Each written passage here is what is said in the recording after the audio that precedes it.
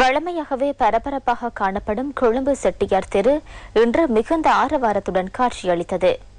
அட்சய திருதியை தினமான இன்று தங்க ஆபரணங்களை கொள்வனவு செய்வதில் மக்கள் அதீத ஆர்வத்துடன் செயற்பட்டமையை எம்மால் அவதானிக்க முடிந்தது.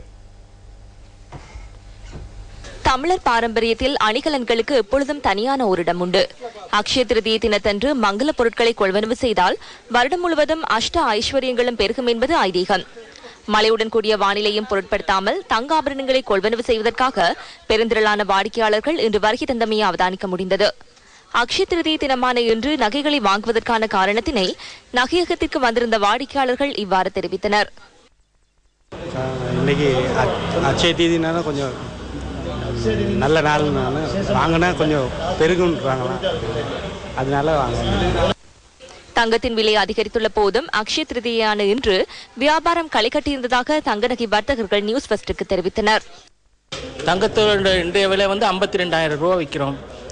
தங்கம் விலை மட்டும் கூலி சேதாரம் அதெல்லாம் சேர்க்கக்குள்ள கிட்டத்தட்ட 60,000 ரூபா 62,000 ரூபாய்ட்ட வரும். வியாபாரம் நல்லா தான் இருக்கு, வழக்கத்தை விட அதிகமாக தான் வியாபாரம் இருக்கு.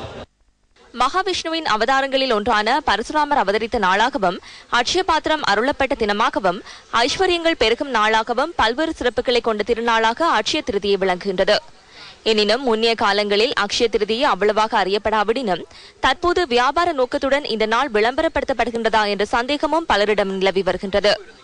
இருப்பினும் அட்சய திருதியை தங்க நகை சேமிப்பினை ஊக்குவிப்பதாகவும் பெண்களையும் தங்க நகை வர்த்தகர்களையும் மகிழ்ச்சிப்படுத்துவதாகவும் அமைந்துள்ளது என்பதில் எவ்வித ஐயமும் இல்லை.